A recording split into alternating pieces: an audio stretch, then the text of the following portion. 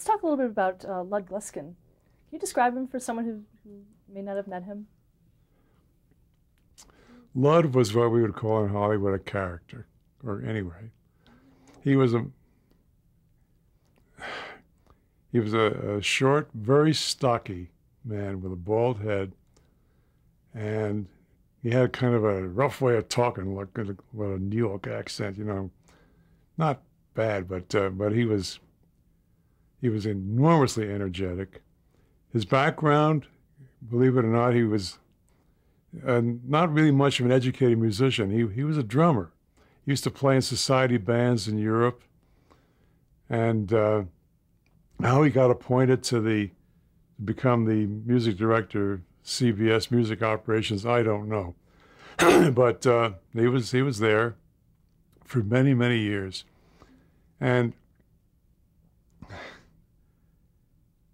well, we had, I don't know, I guess he became kind of fond of me for some reason or other, because, as I think I mentioned before, I became sort of a fair-haired boy over CBS. I was doing, first of all, the comedy shows and then all the other stuff that came along.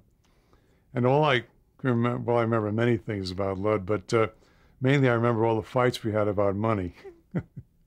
And, I guess that was his job to not pay me too much. It was my job to ask for more, and it wasn't really in my nature to, argue about money. But you had to, show some resistance, I guess. But anyway, he was a remarkable man. As I said, he had very little musical education, but he conducted all these shows. And he became quite a wealthy man. I don't know if he did anything else but CBS. I don't really know too much about him before he got to CBS, or as I said, how he got the job. But he was an institution, and he and CBS Music became, like synonymous.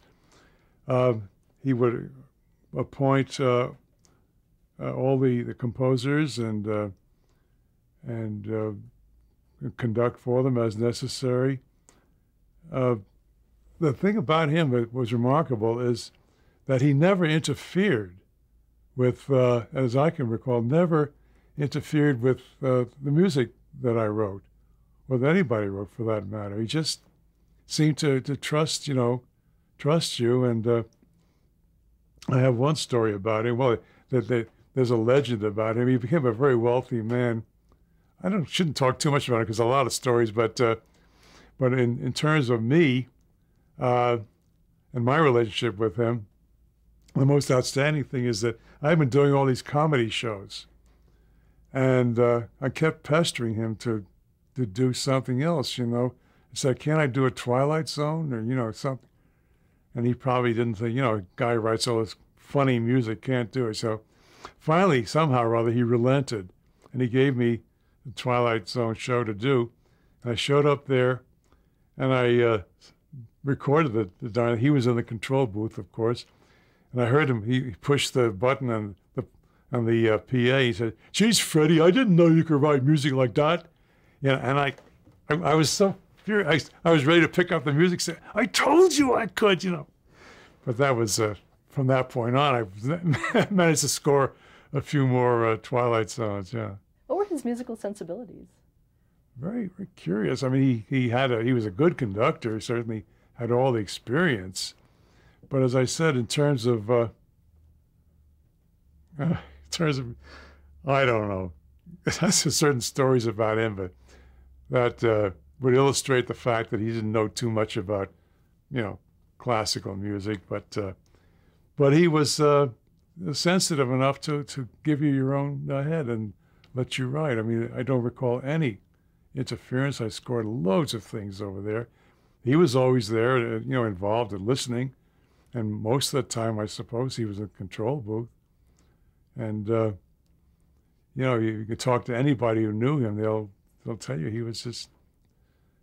I suppose compared to certain other people that were active, in professional, superboreal whatever the word is, supervising capacity, he was probably better than most. But there are a lot of funny stories about him, and we had this on and off again relationship, and always fighting and fighting. I'll tell you one thing about Lud that might be interesting. You asked before about whether I ever had a contract, and I said the only one I ever had was with the FBI radio show. But there was one very interesting exception. In those days, every radio station had to have a staff orchestra. Of course, the most outstanding one was, the NBC Symphony with Toscanini. But anyway, CBS had a staff orchestra of about 16 players, with which I scored the Kathy and Elliott Lewis show. Because it was sustaining, they were on salary, so I had, 16, 18 players. That was kind of a luxury for a radio show. Well, the time came when Gluskin had this brainstorm to save some money. Now, the way it worked was we would have if I was going to score a Twilight Zone, I'd have a set price, whatever I was able to wangle out of him. And but he figured out a way to save some money. And the idea was this. He would take all the composers who were working, that means Fred Steiner, Lynn Murray, Bernard Herrmann, Nathan Van Cleve, and I don't know who else. And he would make us members of the staff orchestra. So we would draw a staff orchestra salary of $150 a week, which then as soon as we did a show, Twilight Zone or Gunsmoke, whatever, he would then deduct that $150 for that week from the sum that we had negotiated. And I thought that was that was weird, because if you stop and think, and we used to joke about this, there I was, the staff cellist, Nate Van Cleve was the staff trumpeter, Bernard Herrmann was a staff violinist, because he took violin lessons when he was a kid, and Lynn Murray was a staff organist, and I don't know who else was on, Now, every once in a while, when there's a transcontinental broadcast on radio, something can go wrong. The transmission is interrupted. Well, what do? That's why they have a staff orchestra standing by to play some stuff. Now, you can imagine what that orchestra would have sounded like if we had to come in.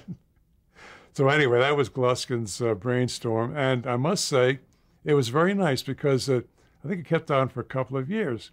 And for the first time, since the FBI, I had an assured income. Not very much, but still it was. And of course, we got the benefits with that, Social Security and whatnot. But that was Gluskin's idea, yeah. Very funny story. What was his legacy at CBS? I don't know.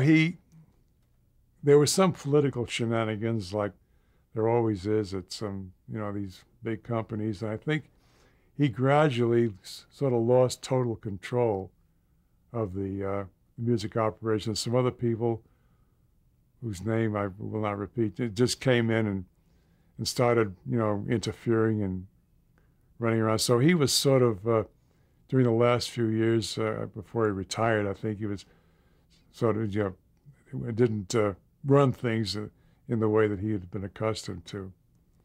So it's hard to say what his legacy was, except that I think with a certain amount of pride that period in television history, the period at CBS in the 50s, I think was the best television ever. You had shows like Twilight Zone, like Gunsmoke, and a few other great shows that were being produced with fine quality, and you had these wonderful composers. I mean, Bernard Herrmann, for goodness sakes, and Lynn Murray and Van Cleve. Van scored at least 12 episodes of Twilight Zone, and you had good music being turned out under his leadership. What about the library itself? Oh, that's another Gluskin story. Very interesting. We get here into musical union technicalities. There was a period in the union history of relationships with with the television and radio. Well, television. It's very complicated. I'll try to make it as brief as I can, but there's a period in which it was prohibitively expensive to do live music because Petrillo, who was the head of the union, had asked for some exorbitant fees. But finally, they managed to reach a compromise in which TV networks, let's say CBS, was able to produce certain shows with a certain amount of live music and permission to use recordings for the rest of it. So Gluskin would take music that I had written for an episode, let's say, of Gunsmoke, and then he would, since they were not all scored live, the same thing happened more or less on Star Trek. He would take some of our music, mine, Lynn's, Van, Herman, whatever, and go overseas, over to France as a rule, and he would record them over there and bring them back and put those into the library. And so that our music would get, a double usage. He's using, in other words, that was the CBS recorded library. Now, they also would fill in with some other stuff from other libraries, but basically it was his. Now, for example, if you listen to Gunsmoke, the same thing true on Star Trek, you can hear some of my music here and there, a piece by Van or whatever, that was written for an entirely different episode, you see. And then what would happen is when I was recording a certain episode, a piece of music, let's say I'd recorded a piece of music for an act out, it come up to commercial, big finish, blah, blah, blah, da, da, segue, commercial. Well, the music editor would say, Freddie, can you do that again and give me a soft ending? So I would re-record the same piece of music, but with a soft ending so they could now put this into the library as a continuous piece, in other words, coming up to a big finish.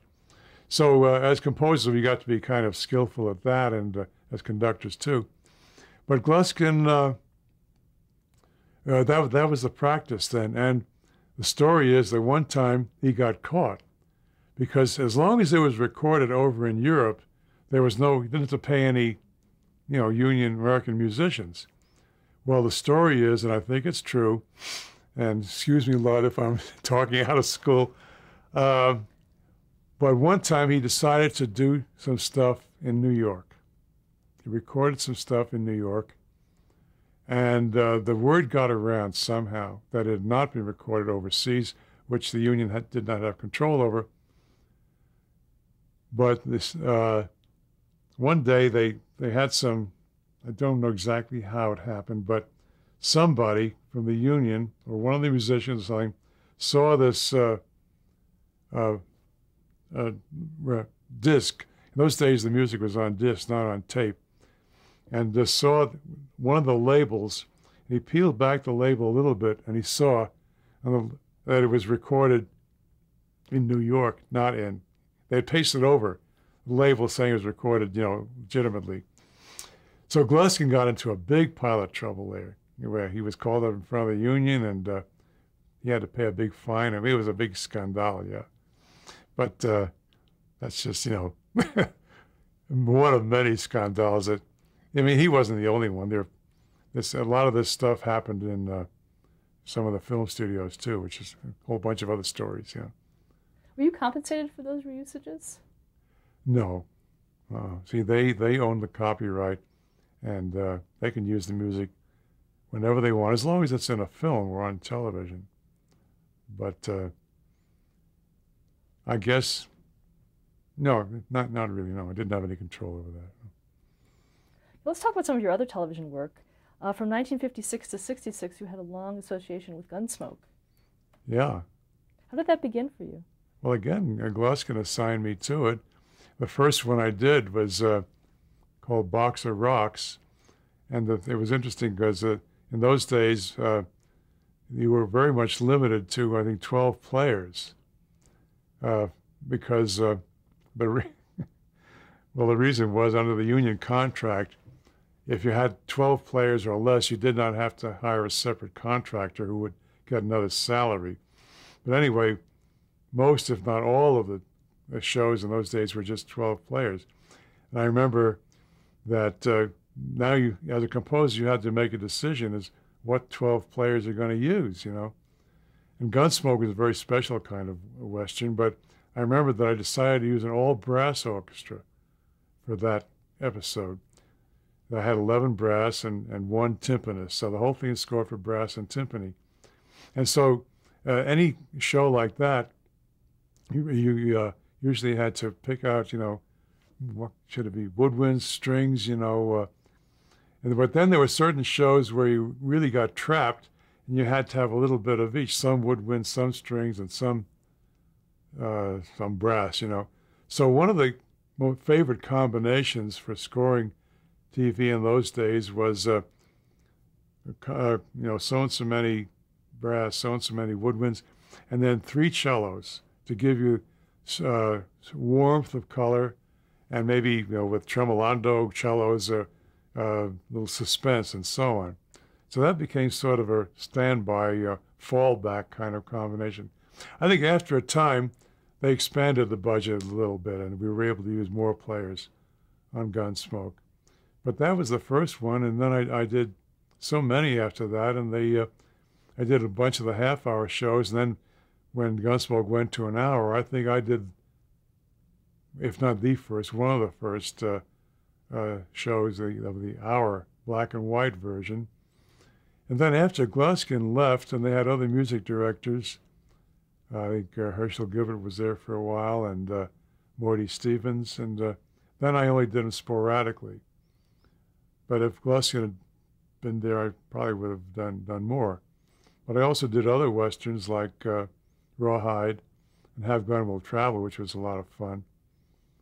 And yeah, I guess he liked the stuff I was doing, you know. Did you have to do anything specific to give it the feel of a Western musically? Oh yeah, there's certain formulas that you use.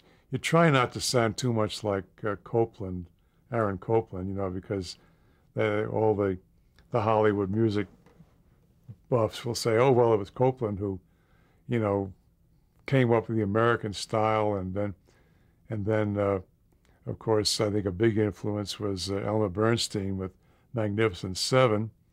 And I think another one was Jerome Moross, who did, what's the name of that film? But anyway, he was, you know, began to write the so-called American style modal melodies and so on. So yeah, I think you had to reflect a little bit of that. Try not to be too overtly sounding like Copland, although people who listen to my music try and catch me, you know, did you get that from Copland?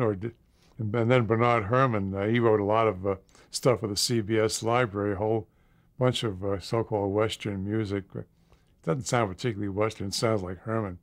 But yeah, I think you had to do that. Did you write any particular recurring music for Gunsmoke? Yes, I came up with a theme for the Doctor, Milburn Stone, Doc, what's his name? Doc Watson, Doc, what is his name on the show? Yeah, I had a theme that kind of a fiddle hoedown theme for him that I used a couple of times. I don't think I had anything for Chester, nothing for Kitty, no. No, but I think that was the only chance I had, really. You see Doc walking down the street, you play his little tune, yeah. Did you do anything for the opening of the series? Yeah, I came up with the logo where you see the low angle shot of Matt Dillon. Well, first you see him from behind with the legs. It's a face-off with the villain, bad guy.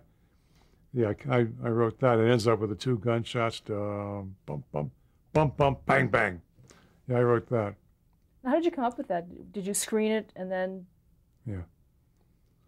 And it seemed like, now it seems like an obvious thing to do, is set up the gunshot.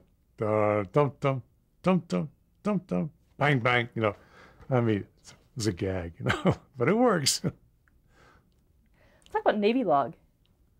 Well, that was a very good show. That was actually, it didn't run very long, but The producer's name was Sam Gallu, Gawlu, and it was based on actual incidents from the World War II and the Navy, you know, whatever bad things happened, and, you know, battles and things. And my understanding is it was actually based on, you know, real incidents. Sam Gallu, I believe, had some kind of connection with the Navy. I'm not too sure why. He may have served in it. Interestingly enough, Sam Gallu was also an operatic tenor.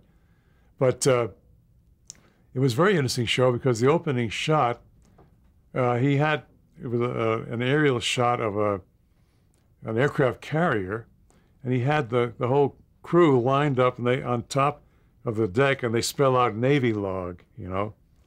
And so I scored just about all of those. Again, I think they used the library stuff, but I used mainly brass and woodwinds for that show because it's a military show, you know. And the theme for the show was the Navy hymn, and I wrote a theme for it, the opening march, which I called the Navy Log March. And that's, I think, one of my better pieces of music. And what's interesting about that is that, well, first of all, it was recorded in a concert by the whole Navy band. I made a big arrangement of it for a huge symphonic band. But then I made a smaller arrangement for marching band, and that arrangement was recorded by the Navy to be used in remote outposts where they need music, but they don't have a band on the post. So along with some other Navy stuff, my Navy Log March is being used in these remote naval outposts. So I was kind of proud of that. And I have a copy of that LP record. And as I said, the show didn't last very long, but and I don't think I haven't seen it in syndication. I don't know why. But it was a nice show, very well produced, yeah. In 1957, you composed the theme for Perry Mason. Yeah. 57, is that when it was? Yeah. How did that come about for you? Well, I guess, again, Gluskin assigned me to it, you know. Same thing. He assigned me, yeah. I did several pilot films, including one in Mexico, which was actually recorded in Mexico City, but I don't know. Maybe he had several composers submitting themes for it. That might have been his practice. I think any music director would have done that. Maybe have, you know, several people submit themes, and I don't know how it came about. I remember a lot of people have asked me about it. How did you come up with that theme? And I said, I really don't know. I said, I have found some old sketches for the Perry Mason theme, some old pencil sketches, and they have no resemblance to what I finally came up with. So it's a complete mystery to me. But apparently he liked it. I think the first time we recorded it, of all things, was in Mexico City. Well, forget it because of these union complications. Don't have to go into that now, but the theme, I originally wrote it, the original title was Park Avenue Beat. And the reason for that was I conceived of Perry Mason as this very sophisticated lawyer, eats at the best restaurants, you know, tailor-made suits, and so on. At the same time, he's mixed in with these underworld bad guys, you know, murder and crime. So the underlying beat is R&B, rhythm and blues, and for the crazy reason that in those days, and even to this day, jazz or R&B or whatever was always associated with crime. If you look at those old film noir pictures, they've always got jazz going for some reason or other. It's like every time you see a Nazi, they play Wagner, you know.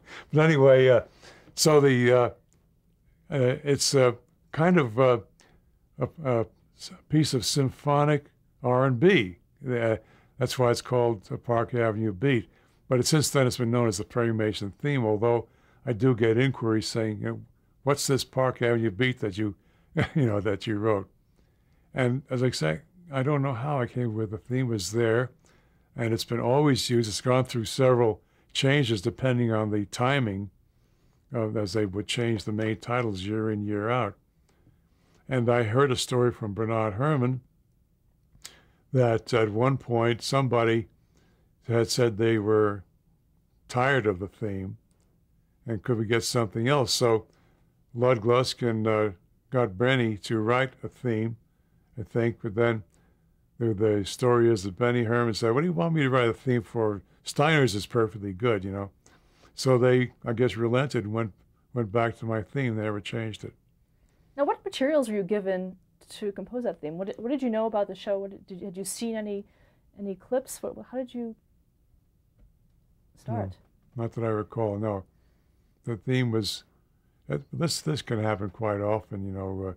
You may not see even anything to do with the show, but you know what it's about. It might give you a script, but I knew who Perry Mason was, and I read some of the novels. But what is interesting as a follow-up to this is that show was almost entirely scored with library.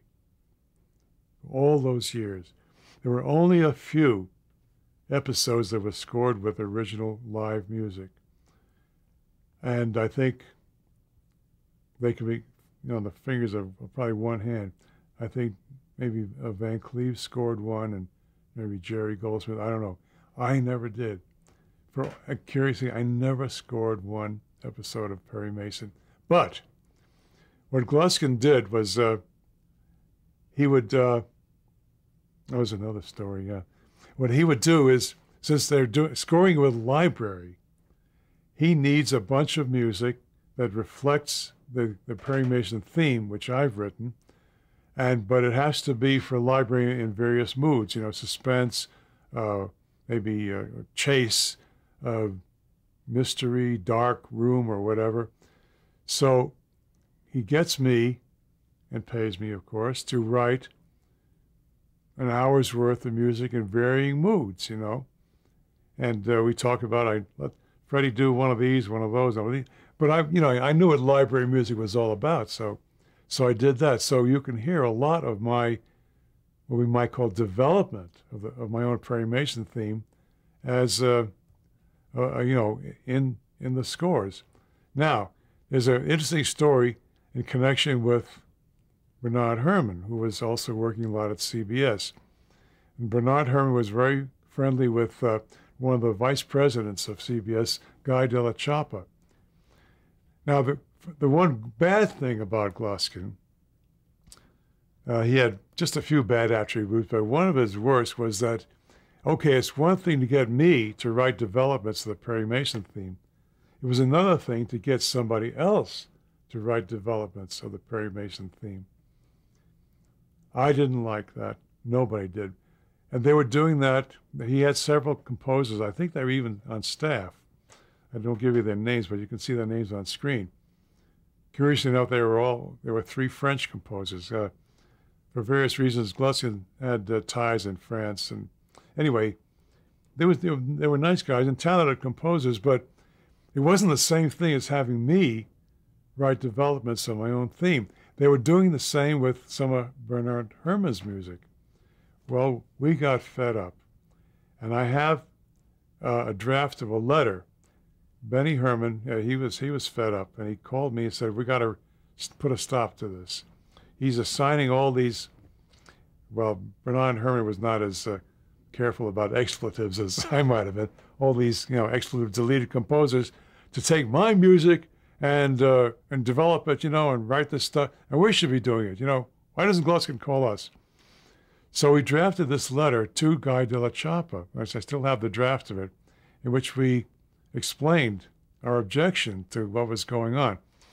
Now, to the best of my knowledge, the letter was never delivered. But I remember it was kind of an interesting episode because it revealed what was going on. And I still consider the habit that Gluskin had of assigning other people to develop our music. And I'll say in all frankness, it was not as good. You know, these guys were okay, but they're not as good as if you listen to how they developed the theme and how I did. I'm sorry, it's not the same. Stop there to change the tape. Oh.